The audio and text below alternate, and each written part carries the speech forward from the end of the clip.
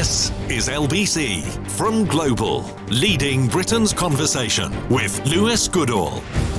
Hello, very good morning to you. You are listening to Sunday with Lewis Goodall on LBC on the 12th of May 2024. Coming up. I'm delighted to welcome Natalie Elphicke to the Labour Party. She's got a strong track record. The shock defection of Natalie Elphicke to Labour this week continues to raise eyebrows as the former Tory MP is forced to deny claims she lobbied the government over her ex-husband's sex assault trial. Was it really the best decision by Keir Starmer to allow her into the Labour Party? We will discuss. Plus, the plight of the people is what matters, and unfortunately what we're seeing in Rafah today is that this plight is getting worse and worse. As Israel steps up its major offensive in Rafah, President Biden claims a ceasefire could start as soon as Hamas releases the hostages it's still holding. Is Israel correct to say they have no option but to continue the Gaza offensive? We will speak to the Palestinian representative to the UK. Call 0345 6060 973. Text 84850. This is LBC.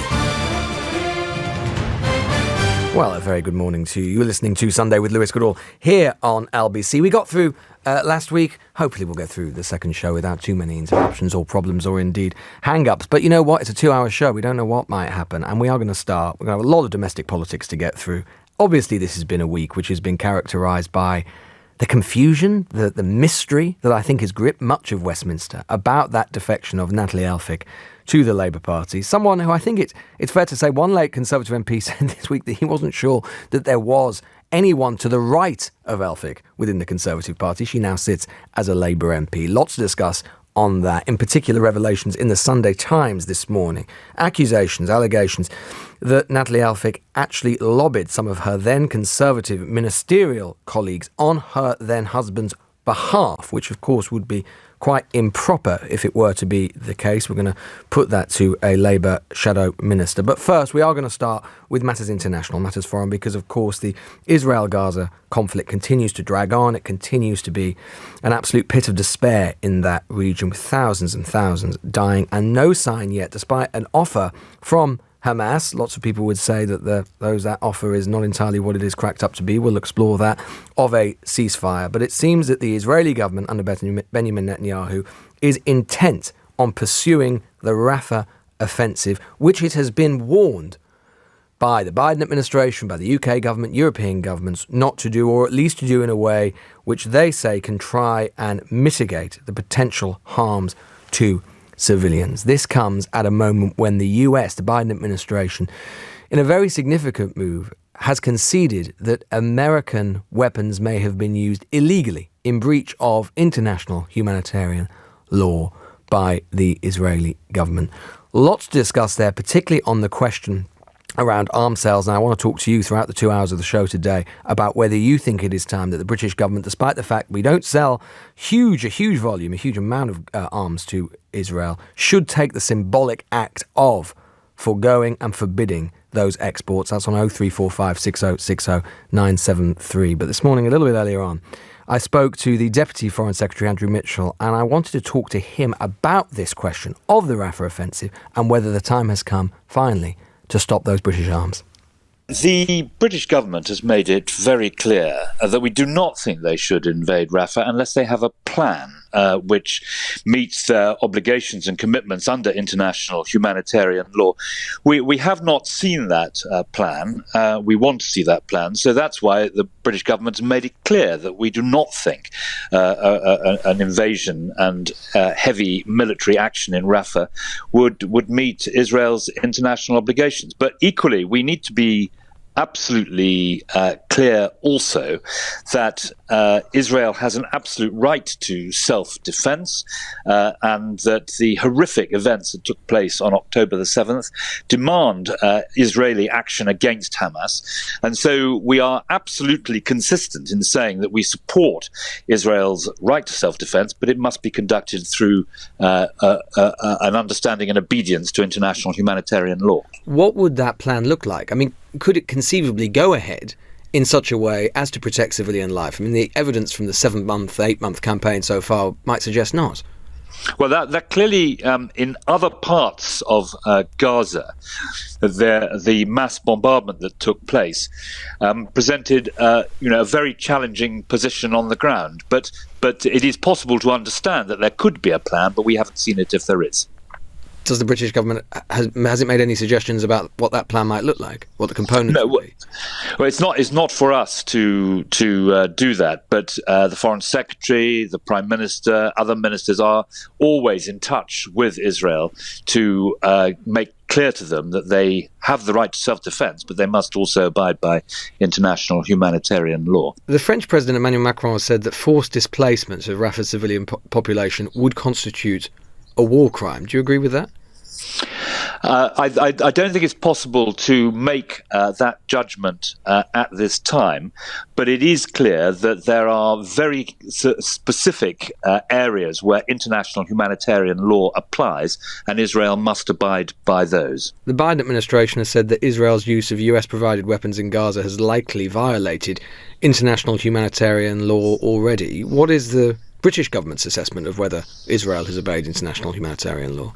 Well, Britain is in a position. We grant licenses, but it's under 1% of the supply of weapons to Israel. America is a huge supplier of arms on a state-to-state basis. So the two positions are very different, but we have the toughest arms regulation regime in the world in Britain. Sure. And ministers act always in accordance with legal advice. We don't publish it, but we always act in accordance with it. And that's why we have made the statements we have, but they're always in accordance with international. Could I just come? I think because those are two slightly separate questions, aren't they, Deputy Foreign Secretary, about the sales of arms and international humanitarian law in general. What the Biden administration is saying is that they believe that there could be a specific case where Israel has broken international humanitarian law. The French president has suggested that their actions in Rafah could do so as well. I'm just asking you whether you are satisfied, the British government, the Foreign Office is satisfied, that Israel has acted in accordance with international humanitarian law at all times over the last 7 to 8 months. Well, there's a difference between those two quotes which you have given. Sure, one is futuristic. Yeah. One is futuristic. But the point about the actions of the British government, and it's not just this government, it's all previous governments as well, is that ministers act on legal advice that they are given. As I said, we don't publish that advice, but we act in accordance with it. And the statements that I and the Foreign Secretary and the Prime Minister make about our approach to this and the reactions that we make are always couched in that legal and administrative regime. We can deduce from that, therefore, I appreciate you don't publish the advice, but you'll understand that many people, many listeners to this programme will be concerned and want to know whether the British government believes Israel is acting in accordance with international humanitarian law. And we can deduce from what you're saying that your position is that it is. You can deduce exactly that ministers will always act in accordance with the legal advice that they receive, and this government is no different from any other government in that respect. If Rafah goes ahead, will it be time then, and I appreciate you've already alluded to this, our arms exports to Israel are small, but nonetheless it is symbolic. Would it be time then to consider an arms ban to Israel if they go ahead with the Rafah offensive without the plan that you've been urging them to put in place? Well, we will have to see what legal advice the government gets. But as I have said, the approach which we take, it's the toughest arms regulation and arms export regime in the world. The approach we take is very clearly understood, and we act in accordance with legal advice, and we will continue to do so. But despite, you've alluded to this, the Foreign Secretary has said this, that we are only a small exporter to Israel. The volume, the amount, it doesn't matter, surely. The question is about the legal situation and the sheer symbolism of it. The fact is, if they go ahead with something that likely would break international law, that at that point we should consider very strongly banning arms. Well, that's why government receives legal advice, and why we always act on it. And you talk about the difference in the legal advice and the principle. I have to say that, when this came up before, had we decided to impose any form of arms embargo, just a few days later, Israel was the subject of a direct attack, not an indirect attack, a direct attack using cruise missiles from Iran, where we used our own military skill and weapons to defend Israel. It would have been a very odd situation, I think, to have imposed an arms embargo and then a few days later used our own military, our own weapons to defend Israel from this heinous attack by Iran. Can we be assured that no British weapons will be used in the Rafah offensive? Can we know that? Well, we don't know what the nature of the offensive would be, but I emphasise, as you have done, the very great difference between America, which is a state-to-state supplier of arms, and Britain, which is a tiny grantor of licenses for very small amounts. I don't really understand that in the sense that surely, if something, I'm talking just big principles here, if something is a crime, it doesn't matter whether I am just a small accomplice, a minor accomplice to that crime, or a significant accomplice. The fact is that I've been an accomplice to it, and that is the argument that will be put to you. Yes, well, that of course is true, but you are asking me a hypothetical question about the future, and I've tried to explain that the way in which we judge these things is not ministers on the hoof. The way in which we judge these things is on the basis of the law and on the basis of the top legal advice that we receive. I just wanted to ask you a specific question about a particular case. Hamas has said in a statement on Saturday that the British-Israeli hostage Nadav Popplewell has died of wounds he sustained in an Israeli airstrike more than a month ago. Is that something that you can confirm or you have any further information about? Very, very sadly, I can't add anything to what has already been said, but I think the brutal cynicism of the way in which Hamas has exploited the misery and anxiety of the family here is clear and indisputable evidence to the terrorist nature of this dreadful organisation, which perpetrated such outrage in its pogrom on October the 7th. Ireland, Spain and several other EU member countries plan to recognise a Palestinian state on May the 21st. That's according to the EU Foreign Policy Chief Joseph Borrell. He said that on Friday. Is it possible, obviously we won't be acting in concert with the EU in this matter, but is it possible, do you think, that the UK at some point in the near to middle future might do the same? Well, we've always made clear that in principle we are in favour of the recognition of a Palestinian state, but it has to be at the right time. And I think the Foreign Secretary set it out very eloquently when he said that it doesn't have to be at the end of the process, but there is a right time when Britain recognising Palestine could drive forward a peace process and the two-state solution. And when these dreadful events are over and the fighting stops, we must lift people's eyes to the possibility of a political track. And it's worth also remembering that the huge progress that was made at Oslo, when very nearly a two-state solution became a reality, was on the back of the dreadful events of the Intifada.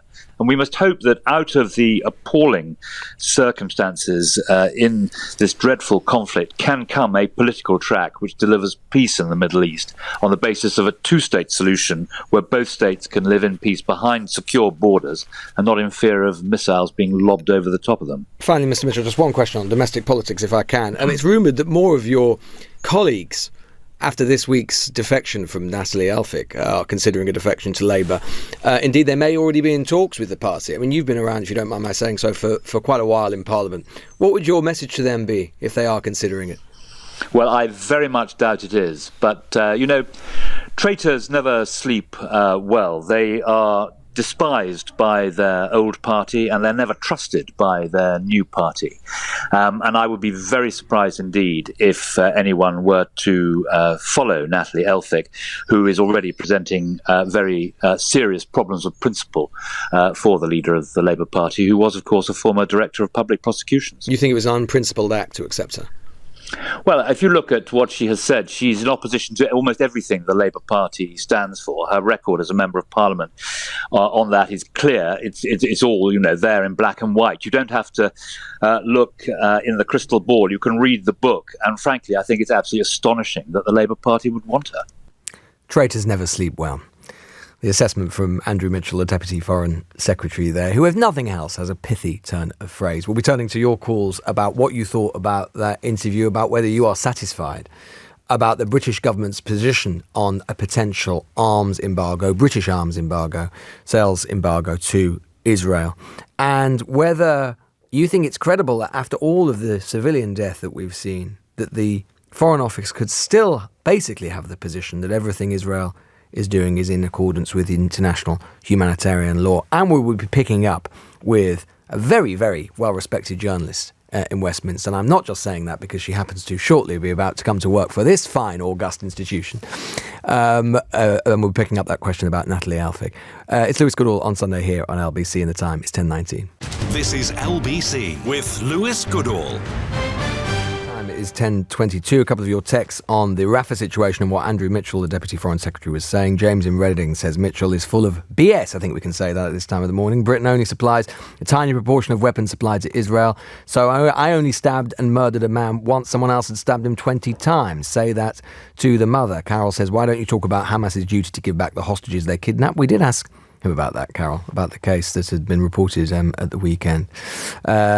Keep your texts on, all of that coming in. Call 0345 6060 973, text 84850. First, let's catch up on everything that the Deputy Foreign Secretary, as I think we must call him, Andrew Mitchell, was saying with Aggie Chambre, who's a political journalist who hosts Politico's Westminster Insider podcast. Aggie, thanks so much for joining me this morning. What did you make of what Andrew Mitchell was saying there? I mean, it is an absolute tightrope that they're walking, isn't it, around the Israel-Rafah situation? It is an absolute tightrope, and you can sort of tell in all of his turns of phrase he is being so careful, as you would expect. But I think there were lots of interesting things that came out of that.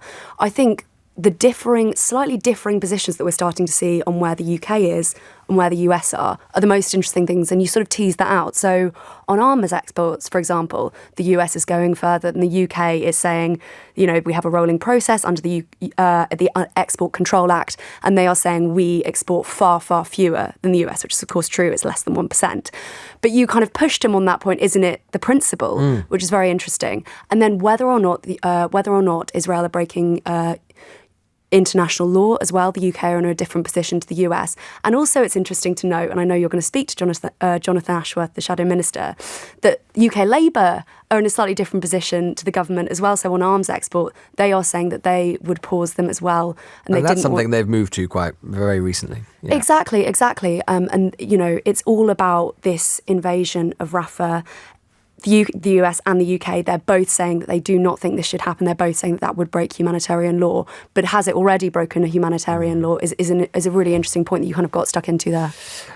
We should talk about domestic politics, which is where we left it with Mr. Mitchell, him talking about traitors never sleeping well. Obviously, this is all refers to what has been the big story this week, and a story we were talking before we came on air that I know has shocked both of us, shocked most people, I think, who work in Westminster and know kind of the characters involved. The defection of Natalie Alfig. I mean, we know that particularly of late there have been lots and lots of rumours flying about potential defectors. We obviously had Dan Poulter, but other names have been in the fray, normally from the kind of sort of soft left of the Conservative Party, the One Nation group of the Conservative Party, the left of the party. No one had Natalie Alfig on their list, did they? Unless, I mean, Aggie, you're very well connected. Maybe you did, but I can't remember speaking to anyone who thought, yeah, it probably might be her. No, and also, there was a story that came out last week where I think Huffington Post said 2 more Tories might defect. And I read it and was like, yeah, right. Yeah, these always go around these you always hear these stories. This is not going to happen. Wednesday, midday, Natalie Alfig is sat behind Keir Starmer. And you see that actually this quite right-wing, very right-wing Tory MP has defected to Labour. And you say that lots of people in Westminster were shocked. It's not just journalists and Tory MPs. No. It was also, I mean, I think there were fewer than 10 people in the Labour Party that knew about this beforehand because they were trying to keep it very secret. Exactly. Yeah. And I think that is interesting because I was speaking to one shadow minister who actually said the way it was handled wasn't very good. And they felt that actually if it had been handled in a slightly different way, if more people had been let in, and actually if they'd had perhaps, and we know, I'm sure we'll come on to this, the apology that she made later about her handling of her ex-husband, but if they had had an interview ready to go, perhaps with someone like you,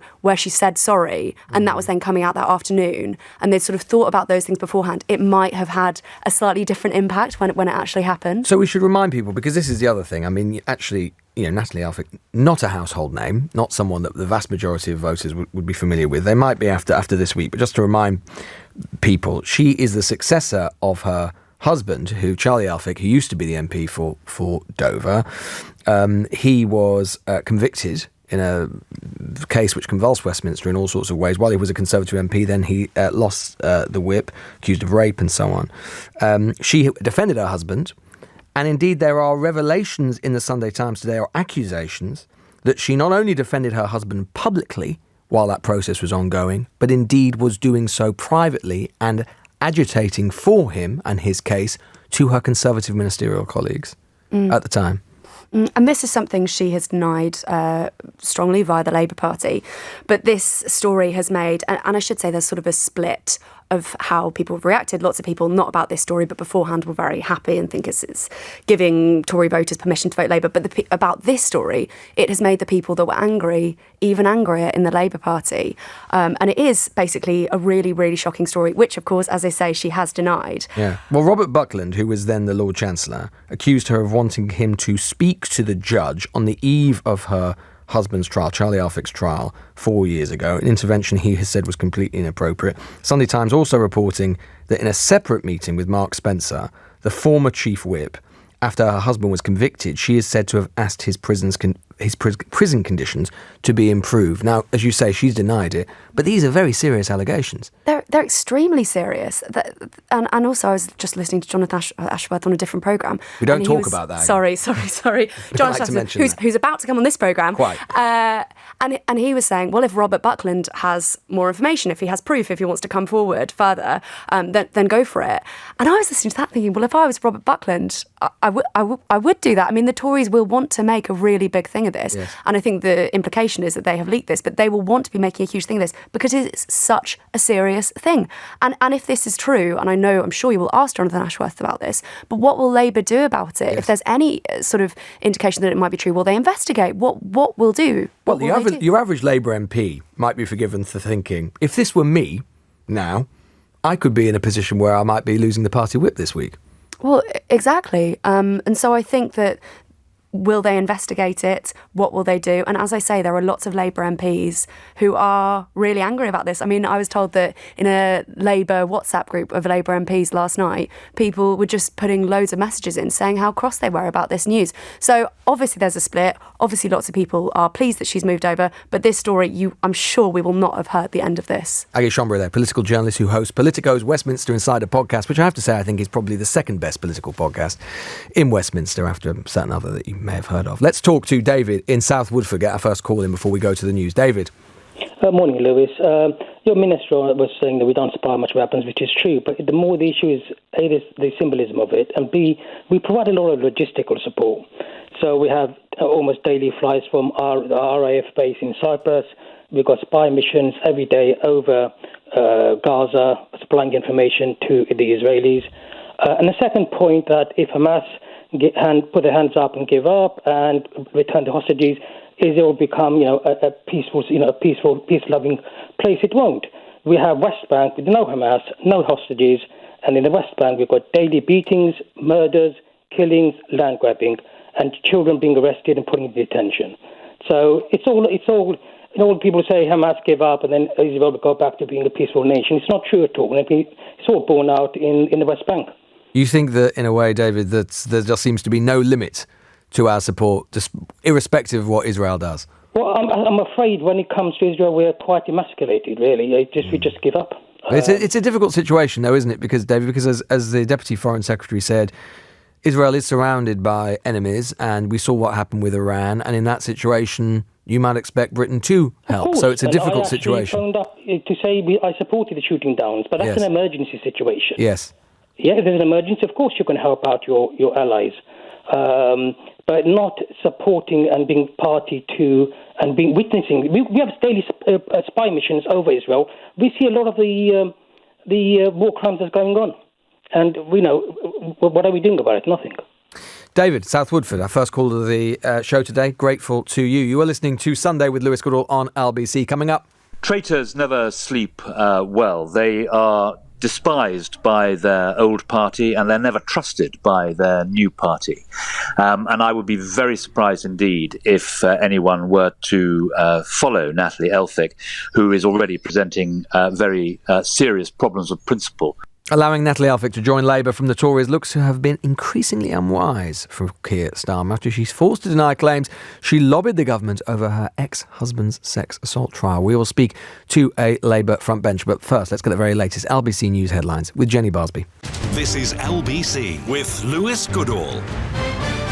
Time is 10:35. You're listening to Sunday with Lewis Goodall here on LBC. Two stories dominating, as we've been saying today. One is on the Rafah offensive and this question about whether Britain should stop its, albeit modest, supplies of arms to Israel. And, of course, the ongoing political fallout, perhaps both good and bad for the Labour Party, on the defection of former Conservative MP, now Labour MP, Natalie Elphicke. Well, let's talk to the Shadow Paymaster General, which is a very grand title in Westminster, isn't it? And Labour MP for Leicester South, Jonathan Ashworth, who perhaps can shed some light on both of these stories. Jonathan Ashworth, thanks so much for joining us this morning. Can we just start with Rafah and the potential offensive, which looks like it could be imminent now? As you know, of course, the humanitarian situation there is perilous. If it does happen, does the Labour Party think we should seriously look now at a weapons embargo from Britain to Israel? Yes, so let me be clear that I've been calling for an immediate ceasefire for some time. I mean, it's horrific what has happened in the region. Both the attacks of October 7th were horrific, and we need to see hostages released immediately. But the loss of life, including thousands of women and children, since is utterly horrifying. That's why I've been calling for a ceasefire for some time, and I want to see humanitarian aid flow freely, unimpeded, into Gaza. But a Rafah offensive, a full-scale Rafah offensive, will be catastrophic beyond description.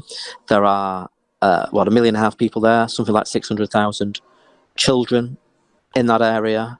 The consequences of an offensive of what is being mooted just fill me with horror. And I don't want to see British-made weapons or components, which can be used in weapons, used in such an offensive. So yes, we are saying that if that offensive goes ahead, the UK should not be sending such weapons to Israel. And of course, we have now for some time been asking for the government's legal justification for continuing with arms sales, because many people have been questioning whether this is in line with international law. And of course, we have in the past, David Cameron's government did in the past, Gordon Brown, and even going far back as Margaret Thatcher, have taken such decisions in the past as well. Andrew, you probably didn't hear, but Andrew Mitchell, the Deputy Foreign Secretary, told us about half an hour ago that we can deduce that, as far as the British government is concerned, that up to now at least, this is pre-Rafah, potential offensive, but up to now at least, the British government is content that Israel has been obeying international law. Are you satisfied with that? No, because, and I know it is unprecedented or perhaps unusual for governments to publish legal advice, but these are, I think, quite exceptional circumstances.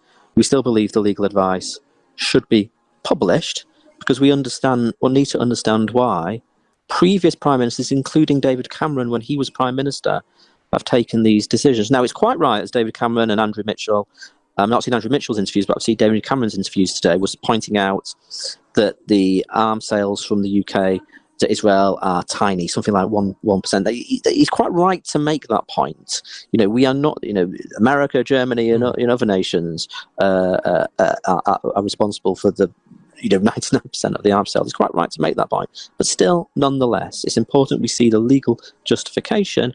And as I say, if this Rafah offensive, as is being proposed, goes ahead, it will be catastrophic, and I think we do need to act in those circumstances.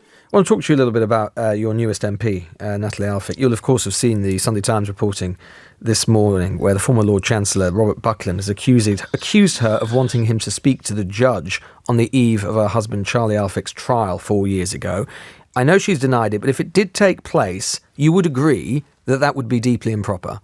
Well, look, she's denied it. She says that is not her interpretation of events, and that this is nonsense. But it would be improper if it did happen. If any MP did it, that would be improper. Well, we all know that MPs it is not right for MPs to act in that way. But she is saying that is not her interpretation of events. Equally, if such a matter from a parliamentarian was raised with the Lord Chancellor at the time, then it's incumbent upon the Lord Chancellor at the time to raise concerns about it, not to talk to newspapers 2 or 3 years later and after the event. Well, you say that is not in her interpretation. Do you have complete confidence in that explanation?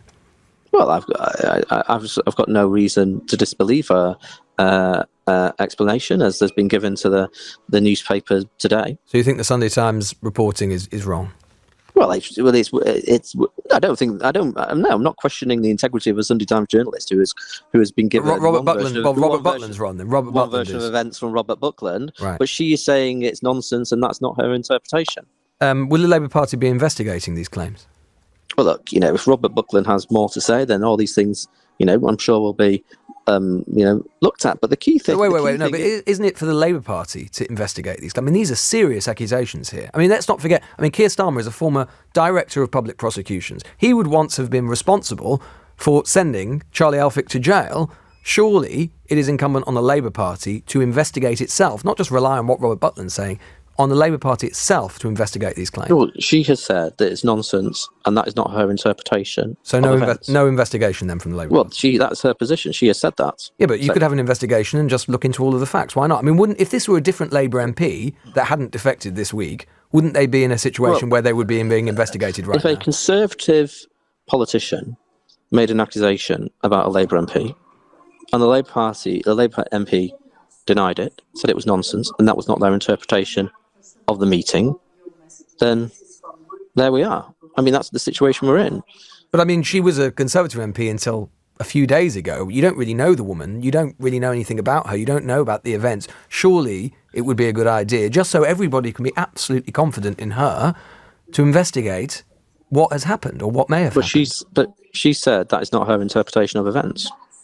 Do you? Your party's. When you say investigation, what do you mean? Well, your party's investigated plenty. We asked Robert Buckland to come to the Labour Party National Executive. Your party has investigated plenty of left-wing MPs and many of its own over far less than this. But you're saying no investigation for Natalie Elphick? But they're different. They're different. They're different circumstances. This could not be more serious, Jonathan Atheris. This could not be more serious. She's accused. Serious, but she's saying it's not her interpretation of the meeting. But, Diane Abbott has said that it was not her intention to be anti-Semitic or to write something that was unintentionally anti-Semitic.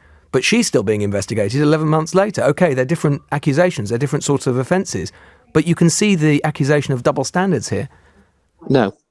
You can't see that at all. No, Diane Abbott, who was being investigated by an independent process, had a public letter in a newspaper. Yes, exactly. Now that's taken 11 months to investigate, like a few sentences in a public newspaper. These are all events that have taken place behind closed doors, and that there are different interpretations about. Surely that is exactly the sort of thing about which there ought to be an investigation. But you're just saying, no, we're satisfied with this woman who we didn't even have her in a party until a week ago. We're just satisfied with what she said.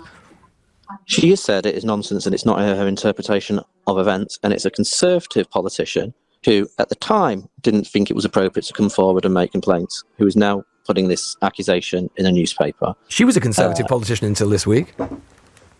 Yes. But why does that mean that Robert Buckland shouldn't have raised any complaints at the time? No, I'm just saying that you're saying that we shouldn't believe what Mr. Buckland had said because he's a Conservative, and I'm saying that she was a Conservative until this week. Why was he should he be investigated? Because he was the Lord Chancellor. Well, perhaps so, but that's a matter for the Conservative Party, and she's a Labour MP now, and I'm asking you whether she should be investigated. Look, she has said it's nonsense and it's not her interpretation. Do you have complete confidence in her as a Labour MP? I have no reason to disbelieve her when she says it's nonsense and that's not her interpretation of the meeting. But you have complete confidence in her as a Labour MP? Yeah, I've got no reason to disbelieve her when she says that's not her interpretation of the meeting. Is anybody welcome in the Labour Party these days, Jonathan Ashworth? I mean, basically, it doesn't matter how right-wing you are, you're welcome in the Labour Party? Well, no, there's no need to be flippant about it. I mean, look, the point is that what does her defection tell us? I think it tells us two things: that the Conservative government is decaying and disintegrating before her eyes, and that she, like thousands and thousands of Conservatives across the country, feels that after 14 years of failure, that it is time for change, and they are shifting.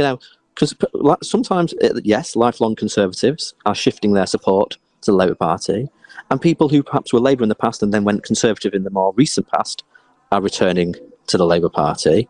That is a good thing. That is a welcome thing, because we know that another 5 years of the Conservatives, particularly with their proposals, including their £46 billion black hole in their plans, would mean cuts to the NHS or another borrowing bonanza putting mortgages up. So we know, after 14 years of failure, that people feel this is time for change. If Conservatives want to shift to Labour, that we welcome that. I mean, your party spent the week lauding her because of her tough views on immigration. I mean, in the past she said, when will the left admit there is no refugee crisis but simply illegal immigration? Is that therefore something the Labour Party would endorse?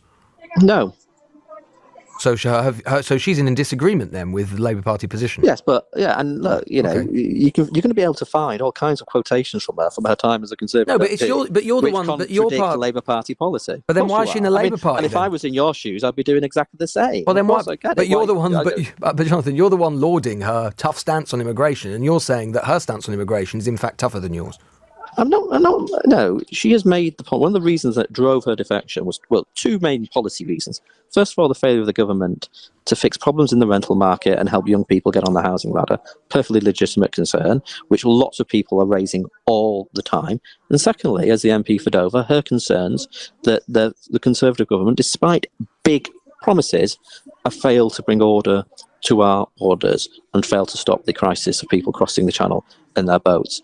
They are perfectly legitimate for her to raise those issues. Lots of people raise those issues all the time in society, but she feels that the Conservatives don't have any answers on that front, and the Labour Party do. It's been reported that at least one female Labour MP is said to be considering quitting the party over our fixed admittance. What would your message to them be? Well, I've not. I don't know who that is. But you'll accept there is concern in the PLP. Well, people are always going to be raise their eyebrows when somebody defects from another party. Are you concerned about it? We're all human. We're all human beings.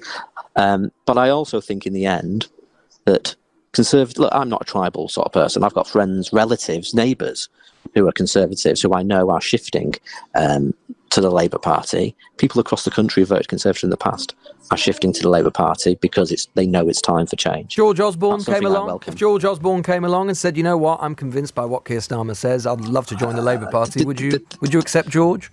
Despite the bromance chemistry between him and Ed Balls on his podcast, I do not believe that George Osborne is about to defect to the but what if he wanted to? What if he said, "Actually, I've seen the light"? Highly unlikely. It's a fascinating hypothetical. But what if he did? It's an intriguing and enticing avenue to go down. Nigel Farage. I cannot believe that George Osborne is about to defect to the. What I'm trying to get at is there any limit? Is there any limit? Is there a person's politics where you with Labour Party would go, actually, you know what, we don't want you?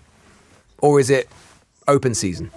No, it's not open season. Of course we consider all these different matters. But in the broader point is that thousands of Conservatives across the country are shifting to the Labour Party because they know it's time for change. That is welcome, although the next general election will be competitive. It will be closely fought. We're taking nothing for granted. But we welcome people who voted Conservative in the past shifting their support to Labour at this next general election. One more thing, Jonathan Ashworth, it's in your wheelhouse, I think, within your remit as Paymaster General. You'll have seen Esther McVey, Cabinet Office Minister, today saying that she wants to ensure that the civil servants who are spending money and employing people on equality, diversity and inclusion should be stopped. What do you make of that? Common sense minister. I mean, I just think, oh gosh, give me strength. Is this really all they've got left in their locker? A sort of culture war on this sort of stuff. I mean, look, I want the civil service to be focused on fixing the NHS, providing more breakfast clubs in our schools, reforming the planning system so we can get houses built for young people in this country. That's what I want to do with the civil service, and that's what a Labour government will do with the civil service, not be sort of attacking them and sort of, just putting this stuff in the newspapers to sort of, to get a headline. Jonathan Ashworth there, Shadow Paymaster General, Labour MP for Leicester South, giving us his assessment on where we are with the Natalie Alphix story in particular. I think you could tell from that it is an uncomfortable moment for Labour, and if there are more revelations to come, and of course it's political. Of course, you can say, why didn't Robert Butland come out with this earlier? Of course, no one is coming out of this well. It doesn't mean there aren't questions for the Labour Party and questions around a potential investigation of Elphick to establish the facts. You're listening to Sunday with Lewis Goodall on LBC. Coming up after 11. It should have been handled in a way that was slightly more sensitive. It's a bit like being punched in the gut.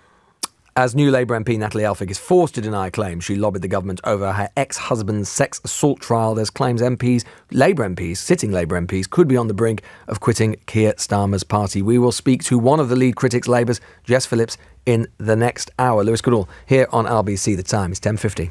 This is LBC with Lewis Goodall. Time is 10:54. Let's get some of your thoughts, I think, now on what we just heard, particularly with regards to the Natalie Elphick case and the fact that Keir Starmer's Labour Party, and you heard Jonathan Ashworth there saying there is no need to investigate the claims in the Sunday Times because she's denied them. Robert is in Gateshead. Robert. Hello, Lewis. Hello. Good morning. Morning to you. It's Jonathan Ashworth should hang his head in shame, because what I'm telling you is now in the public domain. It has been since Charlie Elphick's trial. Right.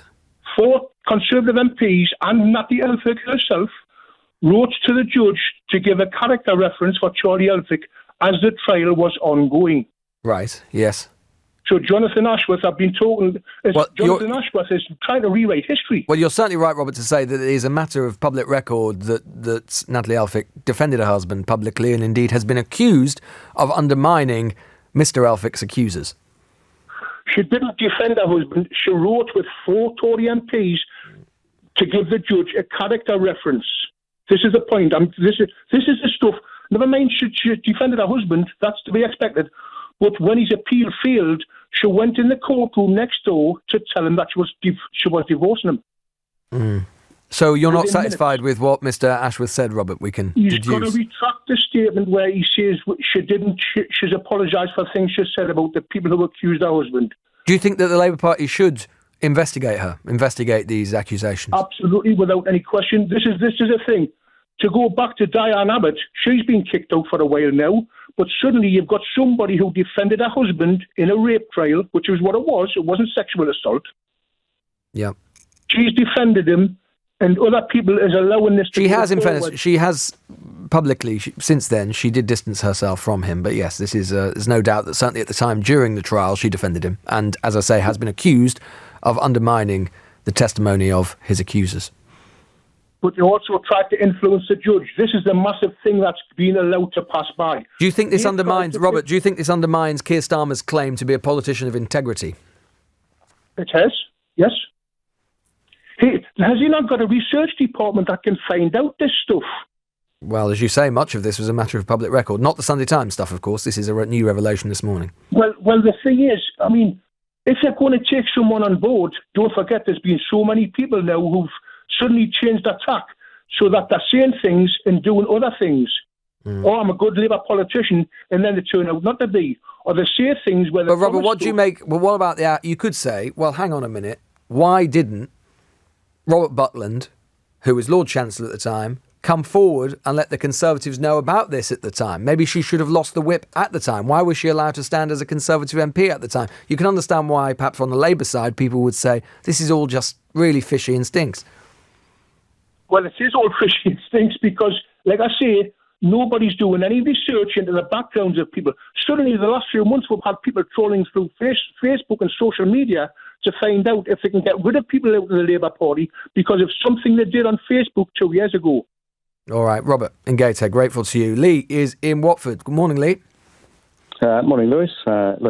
Huge fan and newsagents rocks, right? But, bless you. Thank you. And welcome to Sunday. Yeah, Thank you. Thank you very much. I think you and the commentators are just missing the play here. I think it's absolute genius from Starmer. Absolute genius. Okay, tell me why. I don't know who his advisors are, if it's Healy or Gray or whatever, but they get to milk this for another week, maybe. Everyone comes at Natalie, including the Tory press, right? All this stuff comes out. It all gets exposed.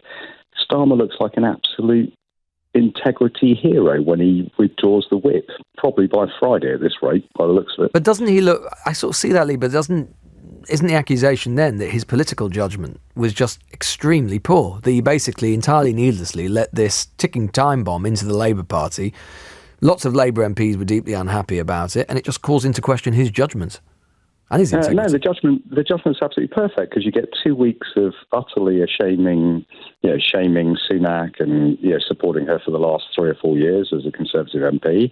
This is all while she was a serving Conservative MP, remember?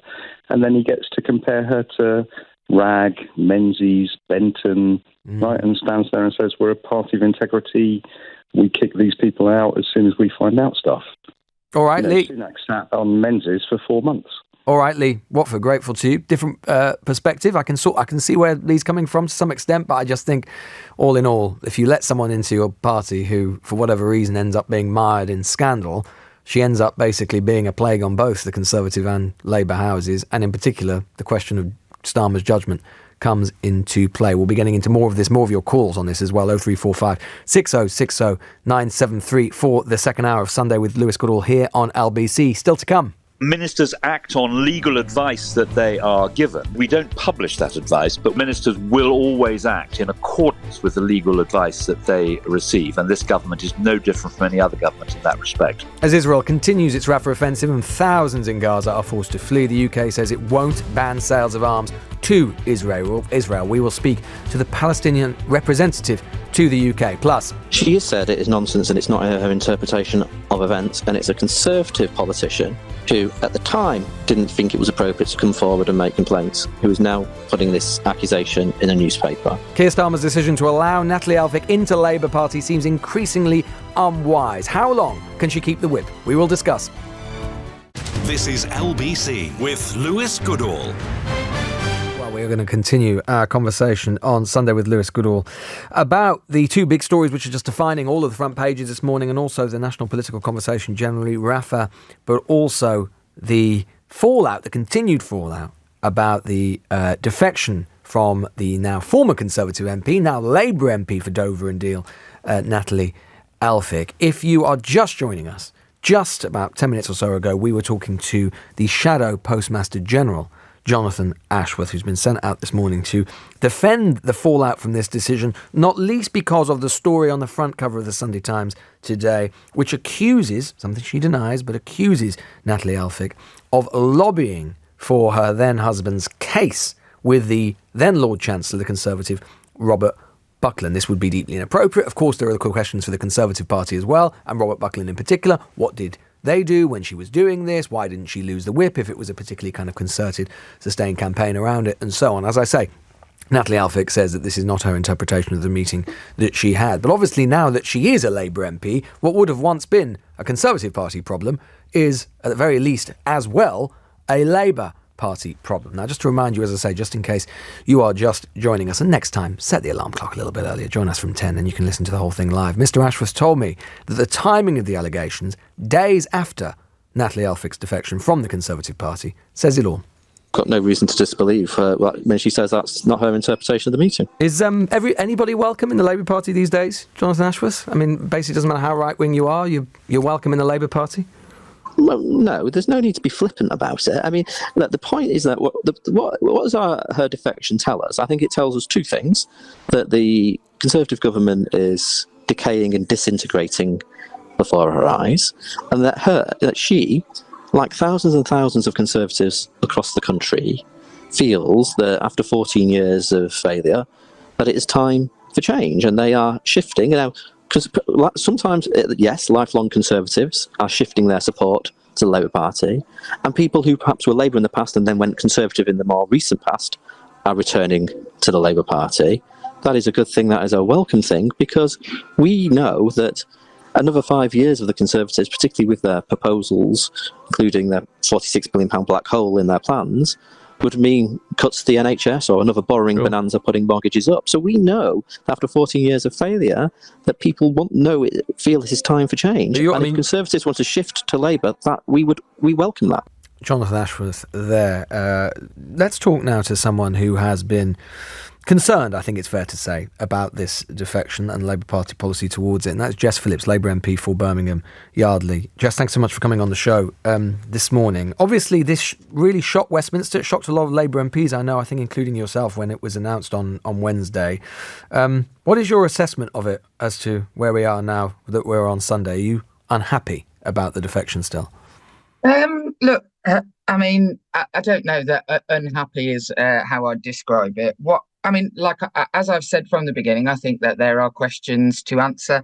What I find absolutely galling about the whole thing, I have to say, in light of, as you just said, the stuff that has come out this morning, is, and I have found this my entire career of trying to fight for better for victims of sexual violence and domestic violence, is that people tend to only care when it's the other side that do it, and you have to try and care regardless. And the Robert Buckland coming out now with these claims, which I have absolutely no idea of the veracity of, does somewhat suggest that he cared considerably less about A, the rule of law, B, victims of sexual violence, when it wasn't politically expedient for him.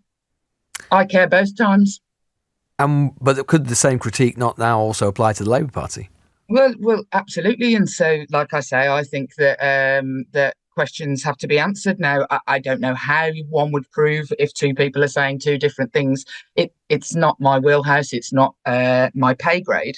But look, I have said from the beginning of this defection that there are questions to be answered, there are apologies to be made, and there is work to do. And I maintain that position. Well, what are the questions and what apologies would you like to see?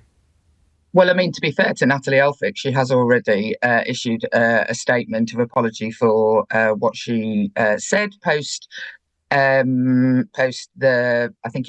trial. Yes. I have to excuse my fudginess on the timeline. Post the trial with regard to victims of sexual violence who came forward, both those who had their cases convicted, and I believe there are other women, according to the Sunday Times reporting on this. Because she was accused of undermining the accusers. Yeah. And to be perfectly honest, I have to say, what I really hope can come out of this Natalie Elphicke thing, as somebody who has worked in this field for decades, is actually a little bit of a conversation with the public about how they would feel if it was somebody that they know and love. Because the reality of the situation is that we want to present perpetrators of sexual violence and men's violence against women and girls. We want to present them as if they're monsters over there, not people we know and love. But in reality, every single person listening to this now, if the statistics are either there's one really terrible man in the country, or if 1 million women came forward last year about domestic abuse, pretty much every single person listening to this now knows and loves somebody who is perpetrating this violence. And that is a conversation that we have not been willing to have, actually. We're much more willing to feel sorrow and upset for victims and lobby for things to change. We are much, much less comfortable as a country, as policymakers, when talking about the perpetration of this abuse and who actually does it. And let me tell you, people's friends, people's loved ones, they do it. And actually, people find that very, very difficult to handle. Now, I've never spoken to Natalie Elphicke ever before. It's not a surprise, really. I was involved in the case against her ex-husband at the time.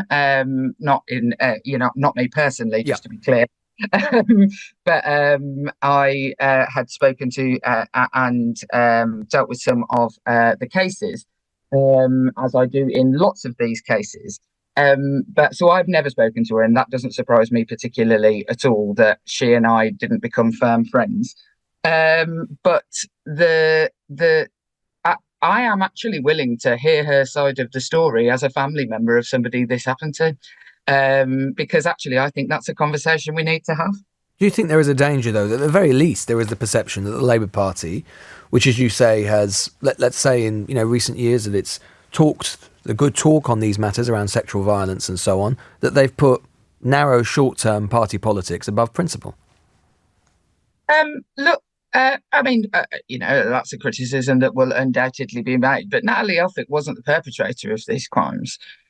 Just to be completely clear, she wasn't the perpetrator. This is something that if it happened in your family, it'd be happening to you as well. You are in some regard a victim by association of these things. Now, I think that the way she behaved and her comments about it are, as I have repeatedly said, I think that they don't hold up to scrutiny, and she will be scrutinised on them both internally by the Labour Party. Do you feel comfortable? Do you feel comfortable being in the PLP alongside her? Oh gosh. Yes. I mean, to be perfectly honest, the idea that, like everybody's all really comfortable with everybody all the time, I don't know, because I've never spoken to the woman, is the truth. So, time will tell. But I think actually there is an opportunity in Natalie Elphick's, whether it's Road to Damascus or whatever it is. I think there is an opportunity to have a conversation that I would like the country to have about when this sort of thing happens in your family, when you are accused. I have never worked on a case where, for example, a stepfather's been accused by a daughter, or even a father has been accused by a daughter, or where somebody's husband has been accused of harassment, where the family didn't react like Natalie Elphick. She is the country, I have to say, at the moment in this regard. This is the most common reaction that people have, is not to believe. And that, I think, is an interesting conversation to have, and something that we need to learn from. Do you think that there should be, in terms of the revelations of the Sunday Times this morning, I mean, one can imagine a situation about, if this were about a sitting Labour MP, that the Labour Party might launch an investigation into it. I spoke to Jonathan Ashworth earlier. He said he didn't think there was a need for an investigation. Do you think that there should be? There needs to be some evidence other than Robert Buckland finding his moral code all of a sudden. Just seems political to me. And I have to say, like I said, I was somebody who, at the time that these allegations were coming out, I have to say I went and tried to speak to various people in the Conservative Party, I think including the Chief Whip. You have to excuse me because I've had to speak to various different Chief Whips over the years, over various different cases, and the details sometimes get a little bit muddled in my head. But I have to say, they weren't interested. So the fact that they always said to me, "Oh, what can we do? We have to wait for criminal charge." And in fact, the Tory party tomorrow in the Commons is going to ask us to offer leniency to people like those in Charlie Elphick's position. So look, I think that there should always be an investigation, an independent investigation into all these sorts of claims that come forward. I think that when it's my own side, as I have proven over the year, I think it should happen in the Conservative Party. I think they need to come. Robert Buckland needs to come forward with some more evidence for his sudden moral code. Now that she's doing the Labour cynical? Party. You think it's cynical from Buckland? It's cynical. Why didn't he say something before? This is absolutely I like Robert Buckland. I actually think he's been pretty good on these issues over the years, and I have worked with him on them. But frankly, the Conservative Party now claiming that they are somehow the bastions of this particular area of work. Tomorrow, they wish for us to vote for members of Parliament who have been accused and arrested for sexual crimes to be able to just stay on the estate. So they're going to ask tomorrow for us to vote like that. So frankly, the idea that I'd be looking to any of them as for allyship in the fight against violence against women and girls. Now, I will hold my own side as robustly to the standards that I expect, and I should hope that everybody would think that. But yeah, I would say it's pretty cynical. What I think is that there is a woman, a central woman whose case has not been heard, I think, in the Sunday Times reporting. And I would very much hope that if she wishes to come forward to somebody like me, I will help her. But also, if she was to come forward to the Labour Party, they would hear her case. If you'd been leader of the Labour Party and Natalie Elphick had come to you and said, "I'd like to defect," would you have been interested? I think I probably would have had the conversation I have just had with you with her beforehand, and I probably would have led with more of the trying to sort it out before the problem blows up.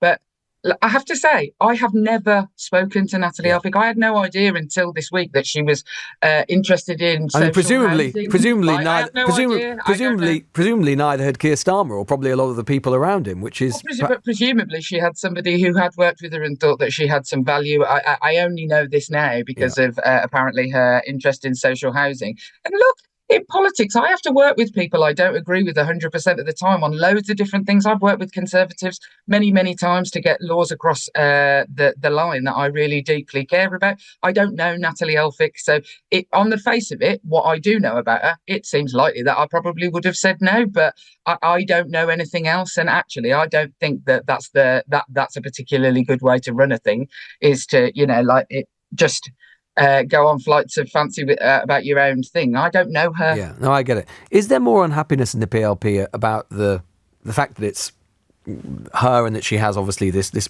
case that is associated with her? It's not her case, as you say. It's her husband. Yeah. But obviously there are things around it that do involve her, or about her politics and about the idea that she's a pretty right-wing Conservative MP, and the idea that apparently they're welcome in the Labour Party now. I mean, I can't speak for other people's concerns.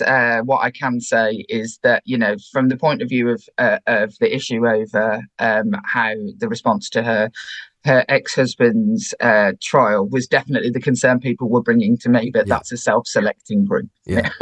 So they would come to me about that and speak to me about that. So I can't speak to others.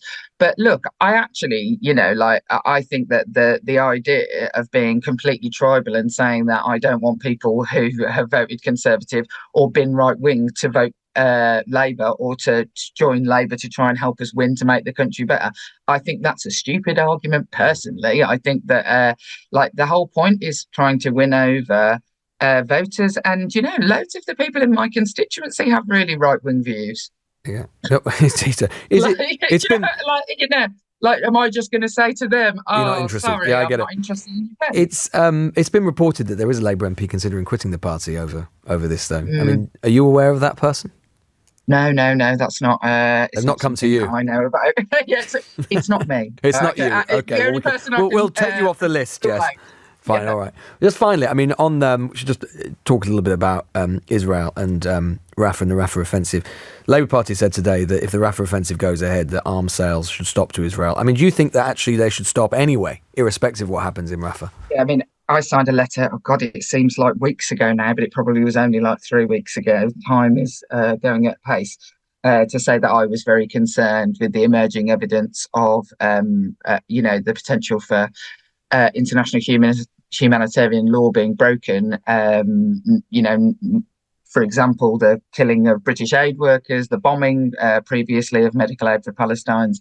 Areas, to me, that is enough evidence to withdraw it. But I agree that with the Labour Party that around the concerns. But personally, for me, I think that.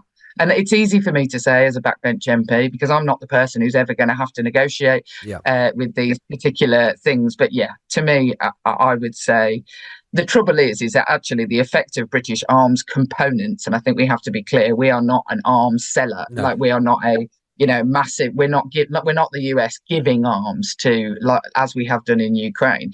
This is components that are, I think, largely being sold really to like American companies in planes and stuff. I still feel deeply uncomfortable about it. But it would make a very small difference at the moment. Though I think it's a diplomatic thing, and we have to show that the blank check is over. Jess Phillips there, Labour MP for Birmingham. Yardley giving us her assessment of the week that was, particularly with the Natalie Elphicke defection and so on. I can see a text here from saying, Lewis, from Luke, your inner Brummie comes out a little bit when you speak to Jess. I don't know what you mean, Bab. Don't know where that came from. Just must sort of come out of me some way. Listening to Lewis Goodall here on LBC Sunday with Lewis Goodall, and the time is 11:20. This is LBC with Lewis Goodall. Time is 11:23, as you probably gathered from that rather grandiose jingle. You are indeed listening to Sunday with Lewis Goodall on LBC. Let's get a few of your thoughts on everything we've heard. We just heard Jess Phillips there, who was basically saying, turning it back on the Conservative Party, saying, look, their commitment to their commitment on this matter and their commitment to women and victims of sexual violence clearly only goes skin deep because we had this situation 4 years ago and no one, including Robert Buckland, the Lord Chancellor, decided to come out and say that Natalie Elphicke had been lobbying on behalf of her husband. And mysteriously it comes out on the week of her defection on this weekend's Sunday Times, which is a fair point. And we'd like to put it to Mr. Buckland. Hopefully at some point we might be able to do so. Perhaps not in this show, but in another one. Joe is in Croydon. Joe. Yeah, hello. Morning. First of all, morning. I would just like to say that I was a bit surprised at the interview that the Labour MP gave. She seemed to be saying a lot of things without saying anything. The bottom line is this. If you go to try and lobby on behalf of your husband, that's perverting the course of justice. Mm-hmm. That's a criminal offence. So the police should be called in to investigate it. And then Robert Buckland, I can't remember what his position was, covered it up for 4 years. That should be investigated as well, because somebody tried to pervert the course of justice and it wasn't reported. Well, we should just repeat it again, Joe. She has denied it. She said that is not the interpretation of the meeting that she had.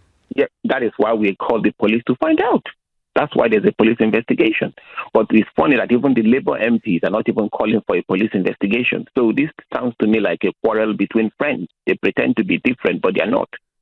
So you think it makes everyone look bad? All the political parties look bad? It makes all of them look bad, because for years they have been talking about, the number of rape convictions and sexual assault convictions are too low. What can they do to improve conviction rates and so on and so forth? And as soon as one of their friends is involved, suddenly people start forgetting what the law is. They're not reporting, perverting the course of justice. They're covering it up and so on and so forth. And then now two friends have fallen out. It's all coming out. No. So it basically makes Joe. So Joe, it basically makes you think a bit worse of all of politics, really. Yes, this starts with the Conservative Party first of all. Why is it coming out now? But the Labour Party on their part is also timid and not saying what should be said. If that is the allegation, there should be a police investigation, and then we'll find out what's what. We find out who is lying and who is not. And if there was indeed lobbying, somebody should be in the dock for perverting the course of justice. Simple as that. Joe in Croydon there, grateful to you. Sean texts to say Robert Buckland should be investigated. He knew about what he knew about and instead went to the newspaper. Lewis, it's you and idiots like the guy Robert the Caller who will hurt Labour. Just leave it alone. Sean in Birmingham. To be fair, Sean, it's not really our job not to hurt Labour or to hurt Labour. We're just putting and exploring and analysing the allegations made in the Sunday Times. If it hurts Labour because they've done something stupid, well, that's their affair. Nothing to do with us. Patrick says, yep, totally agree with Lee. How would Labour know about these meetings that always have been aware of for 3 years? Starmer's judgment called into question. How? Well, Patrick, I think Jess Phillips, who we just interviewed, alluded to it in a way where I asked her, would she have accepted Elphick into the Labour Party if she had been the Labour Party leader? And she said, well, she would at the very least probably have tried to have the conversations that we just had, the full conversations, with her first about exactly everything that happened, who knew what, when, and so on. And perhaps that happened, perhaps it didn't. But certainly I think there is a question around political judgment because this person, A, doesn't share your politics particularly, but B, as well, there are, and again, it wasn't her case, wasn't her rape case, it was her husband. We can't judge her for her husband, but we do know there were complexities around it. We do know that she was accused of undermining his accusers and so on and so forth. And now we have this as well. And indeed, perhaps it's fair enough to say that the Labour Party couldn't have known about this and Robert Buckland kept it quiet. But then the question is, what does the Labour Party do now these allegations have been made? And according to Jonathan Ashworth, when we were talking to him earlier, at the moment, at least, the Labour Party line is, well, nothing. Let's talk to Carl, who is in Orpington. Carl. Hello, Lewis. Good morning. I just want to say initially that I agree with your previous caller, actually, regarding Natalie Elphick's position. But I'm really concerned about the comparison that's being made between her situation and Diane Abbott. Yes. I mean, Miss Abbott, her matter has been placed before an internal adjudicating body. And she has, therefore, a legal and a kind of legitimate expectation for her trial, inverted commas, to be in the interests of natural justice and to be fair. And it seems that 12 months seems an awful long time for her matter to be adjudicated. And yes. It's fundamentally important that matters are brought to book and sorted out in a timely fashion. And that's not what's happened. And, I have great concern that the comparisons being made between her matter that's been placed between an internal adjudicating body and Mrs. Elphick's position, which hasn't been placed before any internal adjudicating body, and that we're making comparisons of the two. But it does bring to light the fact that that the Labour Party's procedural adjudication adjudication rules should be reviewed to ensure that we have a much more clearer idea as to how these things are doing and whether or not they comply to the fairness and natural justice of any adjudication. Well, Carl, I interviewed Keir Starmer about a month ago now, maybe about 6 weeks ago. And I asked him then, because obviously the Diane Abbott story was in the news because of the comments from the Conservative donor, Hester, if you remember. And I asked him about the fact that at that time, her adjudication or her case had been before a Labour Party adjudication panel, whatever it is, for about 11 months. And now I think must be, 12 months. And he said that then, about a month ago, that he wanted to see this matter resolved quickly. Well, we're a month, 6 weeks later, we're no further forward. Well, I mean, I really just don't understand it because, it's fundamentally in any kind of fair hearing that the matters discussed and sorted out timely, and that's the fundamental kind of point that should be followed through in terms of natural justice. And I think if Miss Abbott does have any kind of representation regarding this matter, it should be those representatives should be putting forward the idea that it's kind of an apparent biased adjudicating body that's looking at her matter, and it really does need to be reviewed, really, to be perfectly honest with you. But thanks for the opportunity to speak. Not at all. Carl, in Orpington, grateful to you. We should just remind ourselves when we're talking about the Elphick case, according to the Sunday Times, I mean, it couldn't really be more serious, the allegation. Robert Buckland, and let's leave aside the provenance of it, in a sense, and the questions he must answer, but Robert Buckland, then Lord Chancellor, accused her of wanting him to speak to the judge on the eve of Charlie Elphick's trial 4 years ago, an intervention he said was completely inappropriate. That could not be more serious for a Member of Parliament. It just couldn't be. Basically trying to use their own influence for personal gain, in the sense that this was a member of her family. Again, she denies it. She says that's not interpretation of what happened. But it is a serious charge nonetheless. She's now a Labour MP. I want your thoughts on all of that and the situation in Israel and the proposed Rafah offensive shortly. 0345 60 60973. Text or WhatsApp 84850. You are listening to Sunday with Lewis Goodall here on LBC. Coming up. Would strengthen Hamas, it would weaken Israel. I think it would probably make a hostage deal less likely. So I don't think some sort of political declaration is the right answer. We should stick with our rigorous process of making sure we act within the law. Foreign Secretary Lord David Cameron rules out an arms embargo on Israel as the US raises concern international law may have been broken. We will speak to the Palestinian representative to the UK next, but first at 11:31, let's get the very latest LBC News headlines with Jenny Barsby. This is LBC with Lewis Goodall. It's 11:35. Jennifer has texted to say, morning Lewis, great to have you at the weekend. Thank you, Jennifer. I genuinely think the defection was a smart move from Starmer, a major rocking of the Tory boat, but also appealing for a broad church and more votes from the right. However, since these revelations have come out, it's gone majorly pear-shaped. How he manages this is crucial. I don't think he knew. He's not stupid, but I think the only resolution for him is a by-election for her seat. Yeah, I mean, this is the problem with defections, is that they give as quoted in the Sunday Times, a Tory minister saying, they give a sugar rush, but they can leave a real come down in the end, particularly when because ultimately parties know about MPs, right? Their whips know about MPs, they know about all their potential little problems and all of these sorts of things. But when you've got someone from the outside, it's actually amazing how little interaction there can be. Jess Phillips was saying there, never spoken to Natalie Elphick. I suspect Keir Starmer had never spoken to Natalie Elphick. I suspect most of the people around him, if not all of them, probably had, before this process started, never spoken to her.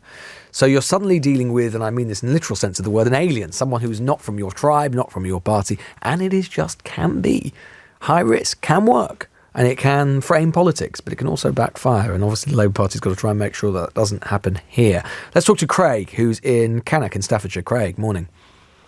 Hi, Lewis. How are you doing? Good, thank you. Good. What do you think about this Elphick fiasco? I don't. Maybe it's a bit strong. It's not fiasco yet. Let's still say story.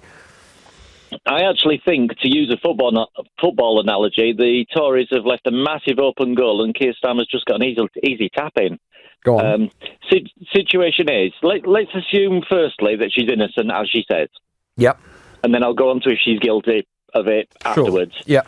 So what happens is, if Starmer speaks to her, and they both refer her, both the Labour Party and Natalie Elphick herself, refer her to parliamentary standards.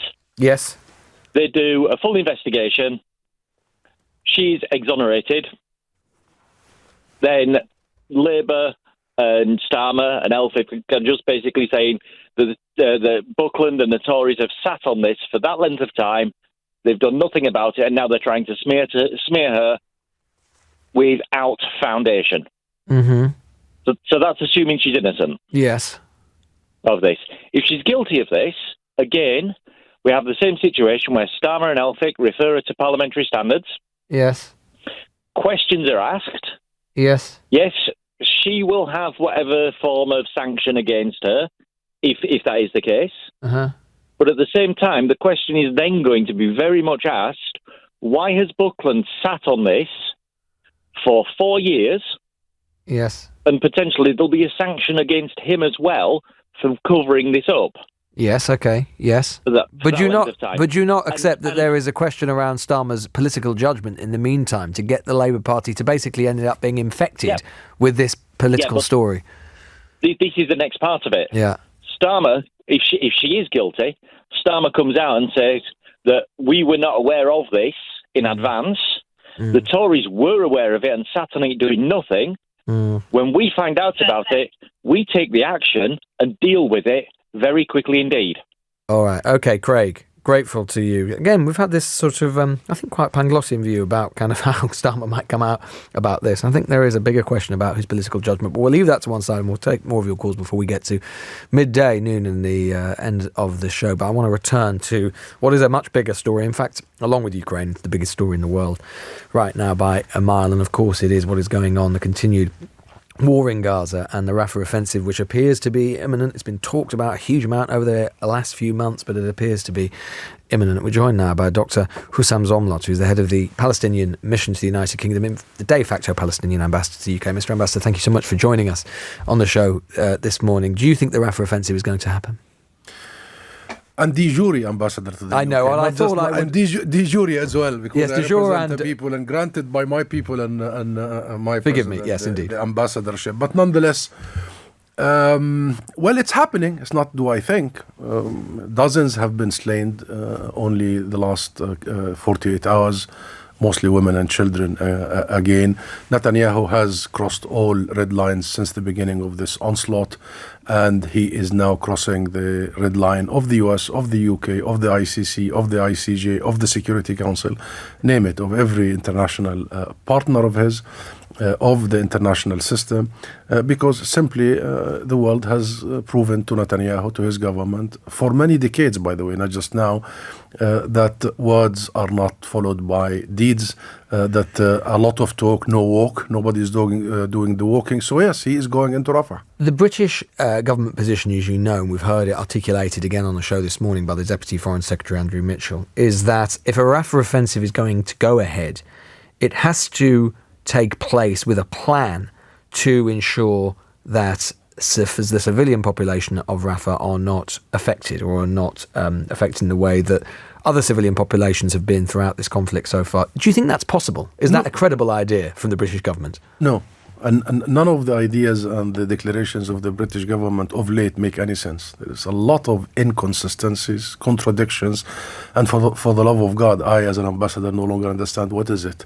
What is the UK policy vis-a-vis Palestine and Israel, the Middle East, and other places, by the way? What does that mean? They need a plan for Rafah. They need a plan for genocide.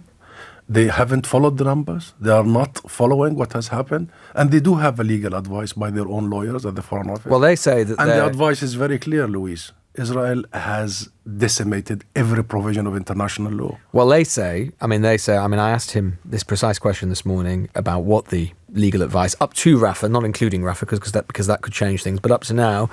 And the Deputy Foreign Secretary said that you could deduce from the fact that Britain continues to send, not arms, but arms components to Israel, deduce from that fact that they believe that their advice is that Israel is obeying international law. That's double talk. And they have said this many times before. If Israel does that, and Israel does that, and then they actually go and change the goalpost. That's it. They're just not really interested or willing to do anything about it. So I've served as ambassador in Washington and now in London. And I wouldn't have imagined in my wildest dreams that actually the UK would be criticizing the US administration for posing an arms shipment to Israel. So do you think that the US's position now... I've lived long enough to witness this moment. Unbelievable. So you think that the US's position now is harsher towards Israel, or is, in terms of legality and arms shipment and so on, than the UK position is, the official UK position? You think that position is harder than the UK ones? No, the US position remains to be, by and large, backing Israel under all circumstances. But I mean, on international law. However, under international law, we've heard from President Biden himself that Israel have actually violated international law. But what we are hearing from British officials here is mincing words, dancing around words. We are not sure, we don't know. I mean, really? After the International Court of Justice, the highest court of the globe, says that it is plausible that Israel is committing genocide and now officially on trial for genocide. That's the judges of the world. After 100,000 Palestinians maimed and killed, murdered, mostly women and children, and you are looking at Lewis in the eye and telling you in the morning, we still don't know. No, they know. The law is there and the assessment is there, but the political will is not there. So you're saying that the British government position, which is, as I say, that if Rafah goes ahead, there need to be mitigations. You're saying that that's a nonsense position, that it makes no sense because it isn't possible to have mitigations. No, I'm saying the UK position doesn't make sense all along. The UK... But I just mean specifically on Rafah, just because that's happening. Because I asked Andrew Mitchell about it, and I asked him what the components could be of that plan. He said it wasn't up to the British government to devise those components. So I said, does that plan exist? Could it possibly exist? And I just want you to answer, do you think that there could be any plan, any form of offensive in Rafah that could do what the British government is saying and mitigate these potential risks to the civilian population there? No. Simply no. Rafah has 1.5 million displaced people. 650,000 of them are children, scattered all over in tents. So there is no possible scenario that you could do this in Rafah. And that's why I say the plan is not workable. What you need to do, and what you needed to do already 7 months ago, is to stop all this. And the moment you have seen the numbers and the images and the destruction, not only of lives, but of livelihoods, of schools and hospitals and mosques and churches and civil infrastructure, the moment you saw that, you should have immediately imposed an arms embargo. That is a UK obligation, Louise. It's not a demand. It is an obligation based on their domestic law and international law. So I think all this is just, playing with words, trying to dodge the challenges and the issues and just throwing the can down the line. The price is genocide. Do you think the British government, Mr. Ambassador, therefore, can I deduce from what you're saying that you think the British government doesn't care about the humanitarian situation in Rafah and Gaza? Well, I think the British government is not consistent. They want a two-state solution, and when we presented them with an opportunity only this Friday to vote for membership for Palestine, they didn't. They talk about humanitarian catastrophe. They want to do something. They wanted to see 500 trucks coming in. I asked the Deputy Foreign Secretary about the idea of Palestinian membership of the UN and about recognition of Palestine. He said that that's not appropriate now, but it could be in the future, in the middle future, in the medium term. You see the double talk? You see? Okay, when is it? You've been saying two-state solution for 50 years. Netanyahu has completely undermined that vision. He has quadrupled the settlements over his time. The settler violence is in the rise. They are on rampage everywhere in the West Bank. Entire villages are being depopulated. And then you sit here and one of your ministers tells you this is not the right time. When is the right time? Did you negotiate with us when you recognized Israel? If the Rafah offensive goes ahead, do you think that, and of course I did ask the Deputy Foreign Minister, Secretary to say whether or not British weapons or British components of weapons could be involved in that offensive. Do you think that Britain will have partly responsibility for that? Yes. Capital letters. And by the way, after the ICJ ruling, I would recommend to the British officials to really be careful and assess the situation legally, because the ruling of the ICJ means that once this process is included, every third party that has provided weapons in a situation of genocide is complicit. But what would you say, Mr. Ambassador, what would you say to the fact that, what do you think Israel should do then with regards to Rafah? Because as you know, what Israel is saying at the moment is that they had several soldiers killed as a result of a Hamas rocket attack from Rafah, and their point is that proves that Hamas are continuing to operate from there, and that means that they are a threat to the Israeli people. Yeah, but Israel was bombing the north of Gaza. Israel was bombing the middle of Gaza last night, everywhere. But there were missile attacks there were rocket attacks from Rafah, Hamas attacks from Rafah to Israel. So you don't deny that. And this brings us to the key issue. Until when we are going to deal with the consequences, with the symptoms? When are we going to deal with the root cause, Louise? When countries like the UK will say enough is enough? Well, Israel would say that the root cause is Hamas butchery and murder. It's not what about how I think, Mr. Ambassador. It's not about what I think. I am putting to you what Israel saying, what many Israelis, indeed many listeners listening to this, will say, which is that after the terrible, terrible events of October the 7th, Hamas has responsibility for what happened next. It's not about what I think. It's about what the Israelis say. And I'm putting that to you. Your listeners and the public opinion of this country know very well now. It started 76 years ago. Actually, it started 107 years ago in this very city, in this very country, the Balfour Declaration that promised our land without consulting us and turned us, the native population, and we can always find into non-Jewish minorities, and we were 95% of the population, owning 94% of the land. We can always find a historical starting point. But you know as well as I do. It's not about historical. It was continued up until the 6th of October. But there was appalling butchery on October the 7th. The root cause, Louise, I'm sorry, I'm going to have to tell you this. The root cause is military occupation and Hamas subjugation. You would accept as well that Hamas is part of the root cause.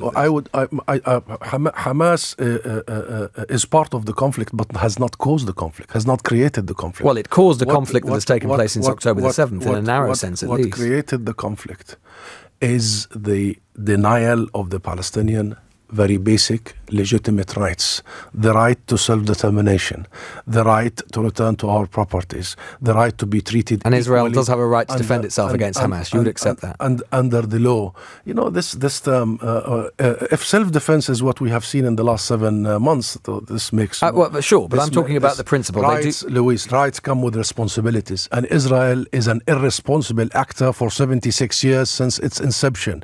It is a rogue state. It is using sheer force to primarily kill civilians, and this is not just the last 7 months. Israel was established on the bones of 2/3 of my people. 2/3 were ethnically cleansed, and it goes on and on until the 6th of October. And what has followed has just confirmed to everybody that this is a country willing to drag the West. So you're saying that Hamas doesn't have responsibility for what happened on October the 7th because of history? No, it's not. This is not history. This is living experience. We live it every day. On the 6th of October, Israel has already killed 360 in the West Bank, mostly children. They have stolen more land in the West Bank. Hamas is not in control there. They are provoking our people in Jerusalem. They are destroying our homes, demolishing our homes in the West Bank.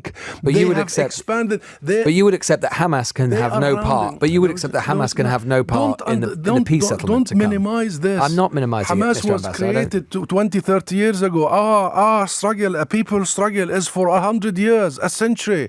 So to minimize it means that we're going to miss the point again. The point is, this is a time when we really visit the root cause, and the root cause and the real goal is liberation. And you see your kids now and the students worldwide, you see the movement. This reminds me of the anti-apartheid movement. People get it. You in the media are not getting it. All right. Dr. Zomlot, head of the Palestinian mission to the United Kingdom, Mr. Ambassador. Thank you so much for joining us this morning. Really appreciate it. Want to get your thoughts on all of that. Spirited discussion, as always, I'm sure you'll agree. Lewis Goodall here on LBC, Lewis Goodall on Sunday. And the time is 11:51. This is LBC with Lewis Goodall. 11:54. Let's get the views now of a couple of sages of Westminster. Lara Spirit, Redbox editor for The Times, and Jack Elsom, chief political correspondent at The Sun. Lara, let's start with you. We've been talking about this Elphick story all morning. Where do you think it's going, and what's your sense of where the Labour Party is with it, both the PLP and leadership? They're still happy? I think this is going to be quite a difficult issue for Labour this week, particularly this story this morning alleging that indeed Elphick had intervened on behalf of her husband in conversations with the chief whip, is accused of lobbying. I think it was noticeable watching Jonathan Ashworth, of course, Shadow Paymaster General, looking quite squeamish this morning when pressed on this, particularly on the question of whether or not Labour would be investigating this. He said that Elphick, had denied this characterisation of the meeting. But I think whether or not Labour investigate these claims will be something that many in the PLP will probably be pushing them to do. And I certainly think it's not going away as this week goes on. And Jack, there are questions, though, of course, for the Conservative Party as well, aren't there? I mean, Robert Buckland just coming out with this now, pretty serious allegation to make. What did he tell to whom and when? Jack, did you get that? Oh, completely. And, you sort of... Sorry, got a bit of delay, Jack. Go for it. I heard you loud and clear. Sorry if my Wi-Fi is a bit dodgy. You're completely right.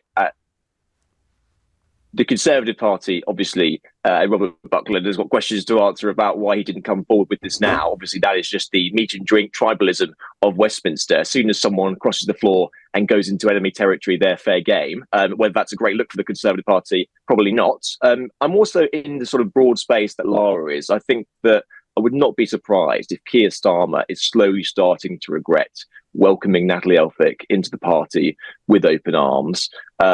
Is it obviously a coup to get someone across the floor and join you? Yes. Is it bad for the government? Yes. But it's blown up in his face, and it's not the sort of aggro he really needs at the moment. And often people think with his 20-plus point poll lead that Keir Starmer can absolutely walk on water. But as Lara said, with the PLP, Lewis, they're a fickle bunch. And, he often walks a tightrope when he's trying to placate sides of his own party. And so I don't think it's what he needs going into this week. And I think that he might be starting to be regretting this, to be honest. And Lara, do you think that, presumably this is going to rumble on for a little while. We're also going to have Rafa as well, if that happens this week, and that will dominate politics if it does. What else should we be looking out for over the coming week, do you think?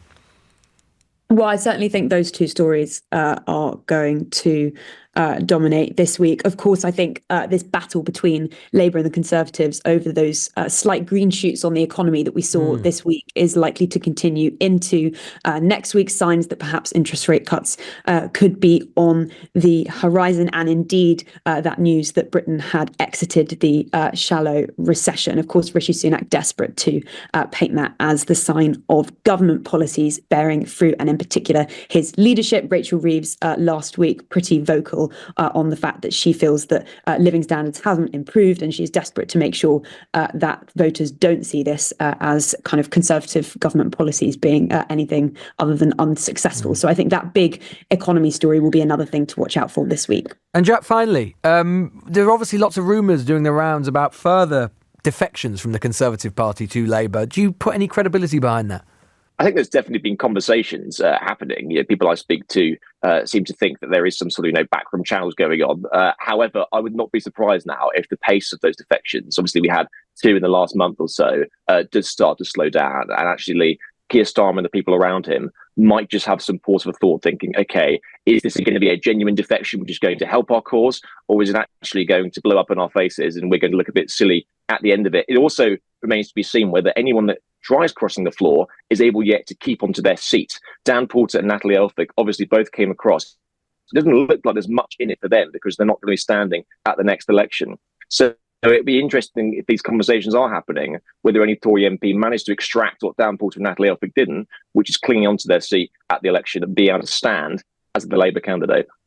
Grateful to both of you. Sorry we didn't have more time. Lara Spirit there, Red Box editor for The Times. Jack Elsom, chief political correspondent at The Sun, who appears to be on dial-up, but we'll take that with him. That is it from me. I'll be back next Sunday at 10 a.m. If you missed any of today's show, you can listen back on Catch Up on Global Player, where you can also, of course, rewind and pause when listening live to LBC, as well as listening to a wide range of podcasts, including, of course, I'm only vaguely tangentially familiar with it, but there's a little show called The News Agents. And if you go to Friday's episode, we had a special report, which I think is really interesting, about a story which should be getting way, way more political attention, which is the proposed closure of the Port Talbot Steelworks in South Wales and what it says about the coming politics of net zero. Download Global Player for free from your app store or head to globalplayer.com. I will be back with Sunday with Lewis Goodall on LBC next Sunday, and it'll be with me, Lewis Goodall. That's why it's called that. Coming up at 3 on LBC, it's Carol Vorderman. Now it's time for Ali Mirage. This is LBC with Lewis Goodall.